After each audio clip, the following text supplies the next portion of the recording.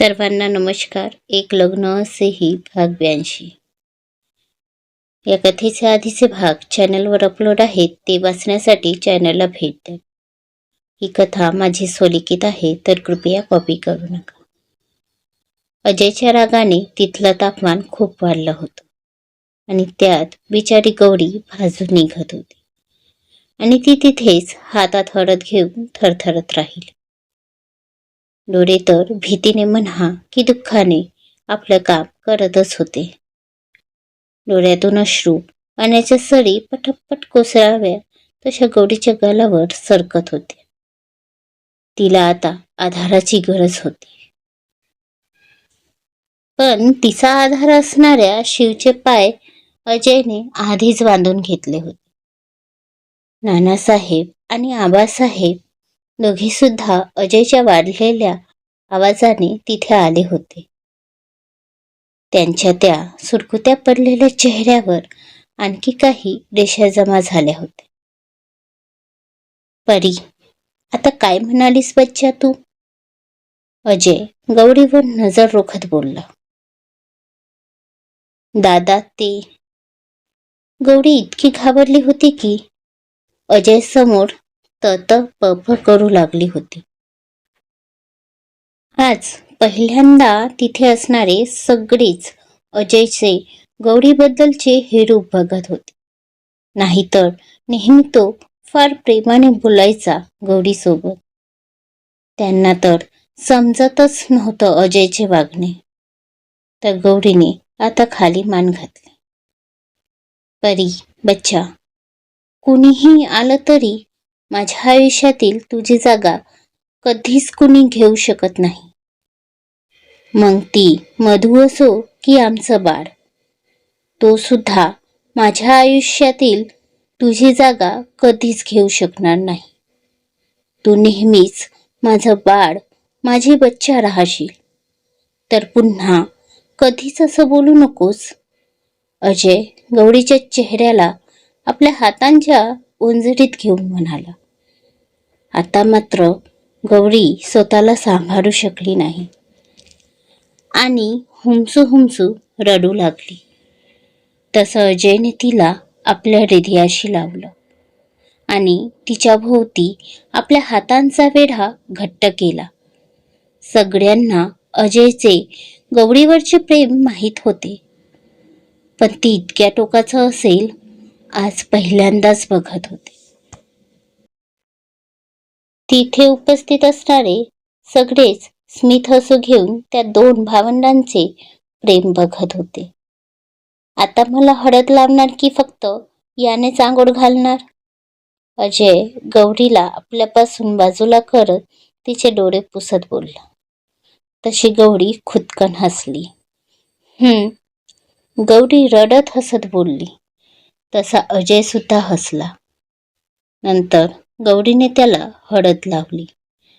आता मात्र गौरी त्याला हसत हळद लावत होती आणि अजयही हसून तिच्याकडून ती हळद लावून घेत होता.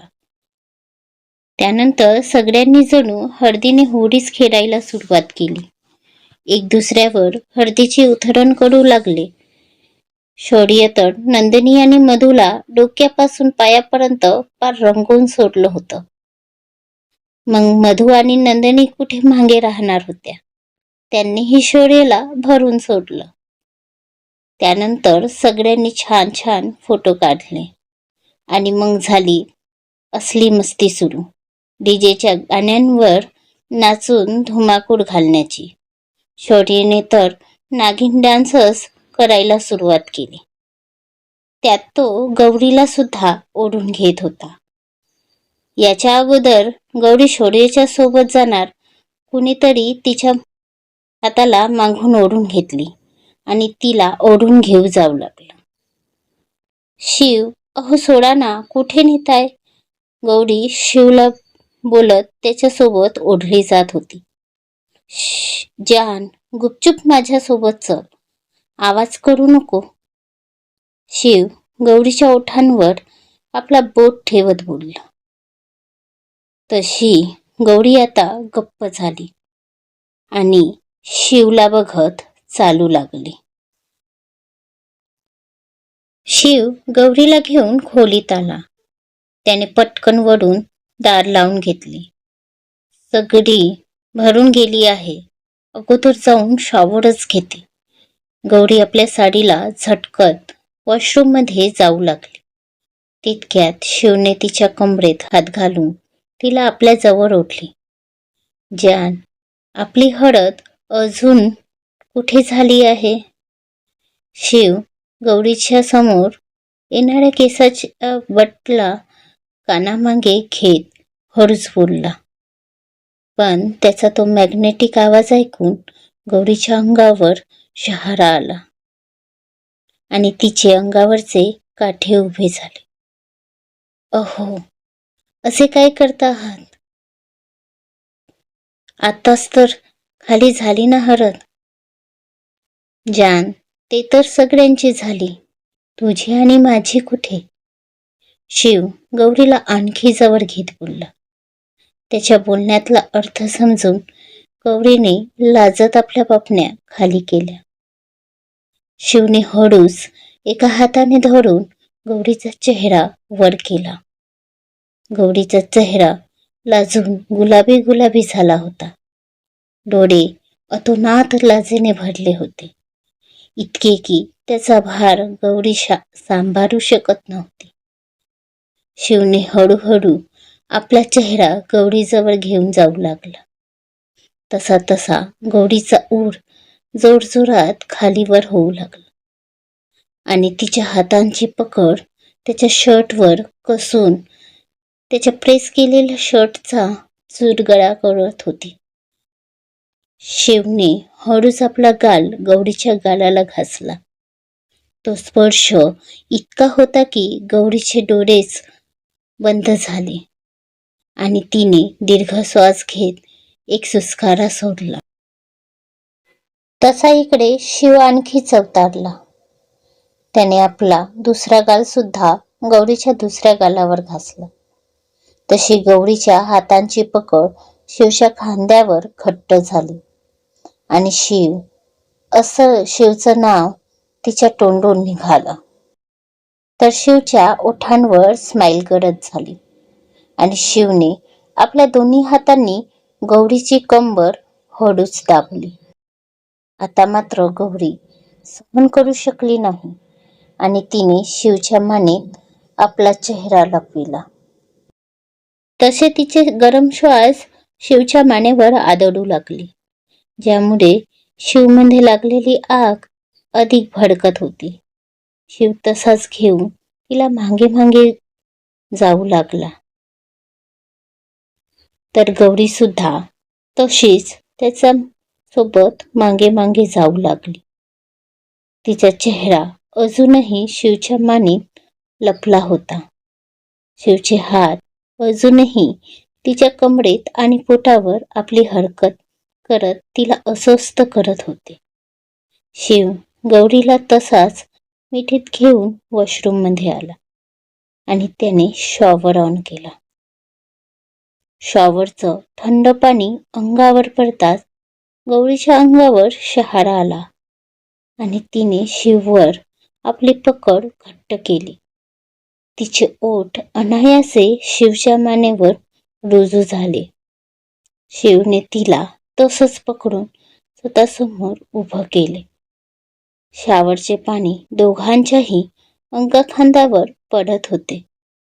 डोक्यावरून खाली येत ते तुषार गौरीच्या चेहऱ्यावरून खाली ओघळत जात होते.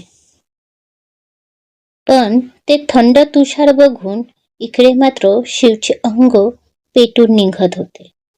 त्यात गौरीचे ते नाजूक ओठ पाण्याने भिजून एखाद्या टवटवीत गुलाबासारखे झाले होते आणि त्यावर जमलेले ते तुषार जणू सकाळी सकाळी ओस पडून चमकावे तसे गौरीच्या ओठांवर थांबले होते. आणि त्यांना बघून शिवला त्या पाण्यातही घसा कोरडा पडल्यासारखं जाणवू लागले. त्यात तिची ती भिजलेली साडी गौरीच्या अंगाला चिटकून तिचे प्रत्येक उठाव दाखवत होती.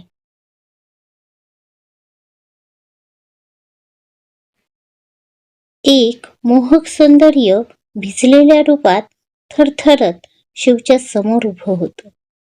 आता मात्र शिवला स्वतःला आवरणे कठीण झालं.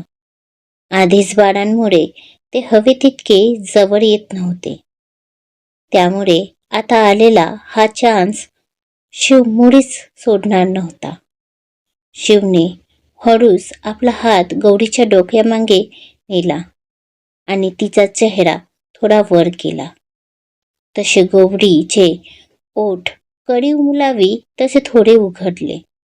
शिवने तसेच तिच्या ओठांवर आपले ओठ टेकविले आणि तिचे ते मौशार ओठ आपल्या काबीज करून तो त्या रसभरल्या ओठांचा रस शोषून घेऊ लागला. जसा भवरा फुलांमधून रस शोषून घेतो तसंच शिव गौरीच्या ओठांचा रस अगदी हळूवार प्रेमाने शोषून घेत होता.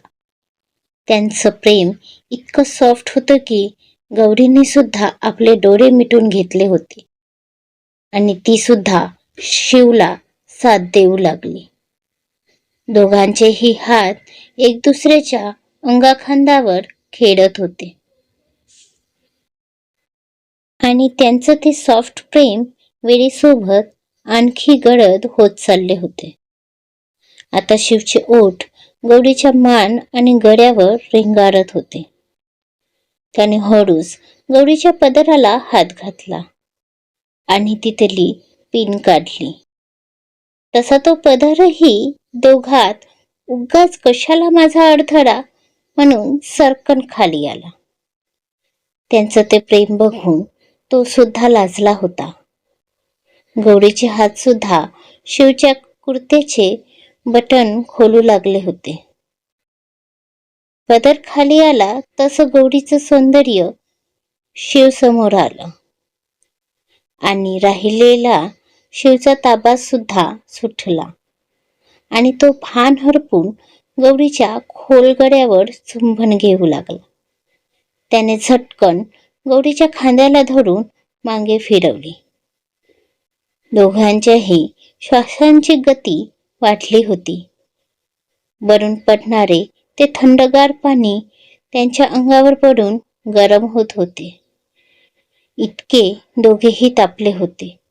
शिवने गौरीला पाठमोरी केली आणि दातानेच तिच्या ब्लाऊजची दोरी खेचली. तसं त्याचा दातांचा टोक तिच्या पाठीला झाला आणि तिने म्हणत आपली पाठ आकसून घेतली. तर शिवने अलगद तिच्या पाठीवर आपला हात फिरवला. तो फार मादकपणे तिच्या पाठीवर हात फिरवत होता. तशी तशी गौरी आपली पाठ वळवत हालचाल करत होती. शिवने हळूच तिच्या पाठीवर आपले ओठ टेकवत दीर्घ चुंबन घेऊ लागला. गौरीच्या पाठीवर त्याचे ओठ फिरत होते तर समोर पोटावर त्याचे हात. दोघांनाही प्रेमाची धुंद चढली होती. दोघेही बेधुंदपणे प्रेमात हरवले होते. शिवच्या वाढत्या हालचाली गौरीला सहन होत नव्हत्या. तिच्या तोंडून सुस्कारे निघत होते आणि तिने पटकन वळत शिवला समोरून मिठी मारली. काही वेळातच त्यांचे राहिलेले कपडे सुद्धा त्यांच्यामधून हटले आणि आता त्या वॉशरूममधून गौरी आणि शिवच्या प्रेमाचे गोड संगीताचे आवाज येऊ लागले. ते आवाज इतके प्रेमाने भरले होते की त्या रूमच्या भिंतींनी सुद्धा लाजत आपले कान झाकून घेतले होते. 1.5-2 तासांनी गौरी बाथरूममध्ये बाहेर आली. ती लाजतच. शिवच्या प्रेमाने तिचं पूर्ण अंग मोहरलं होतं. तिच्या गोऱ्या मानेवर उमटलेली ती गोड शिवच्या प्रेमाची साक्ष देत काडीनिडी पडली होती. आणि गाल तर ओळखायलाच येत नव्हते की ते गाल आहेत की मग बागेतील गुलाब. गौरी लाजून पार गोरीमोरी झाली होती. ती तशीच कपाटाकडे निघाली होती की थोड्या वेळात शिवसुद्धा पांढऱ्या रंगाच्या बाथरोबमध्ये बाहेर आला. त्याच्या चेहऱ्यावर संतुष्ट असे भाव होते, जसं वाळूत तापलेल्या माणसाला पाणी मिळाल्याने होते तशी संतुष्टी आता शिवच्या चेहऱ्यावर होती. कारण खूप दिवसाचा त्याचा उपवास आज सुटला होता. तो सुद्धा अगदी त्याला हवा तसा गोडाने. दोघांचेही चेहरे लख्ख उजळले होते आणि ओठांवरचे हसू जाता जात नव्हते. आता आपल्या कथेचे फारच कमी 1-2 भाग उरले आहेत.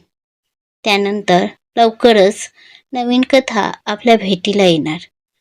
याबद्दल आपले मत मला कमेंट करून नक्की सांगा. आणि कथा आवडत असेल तर प्लीज मला सबस्क्राईब करून सपोर्ट करा आणि लाईक करून चॅनलला जास्तीत जास्त शेअर करा. आपल्या चॅनलवर असणाऱ्या या कथेचे आणि इतर कथेचे भागसुद्धा वाचा. आशा आहे ते तुम्हाला नक्की आवडतील. धन्यवाद.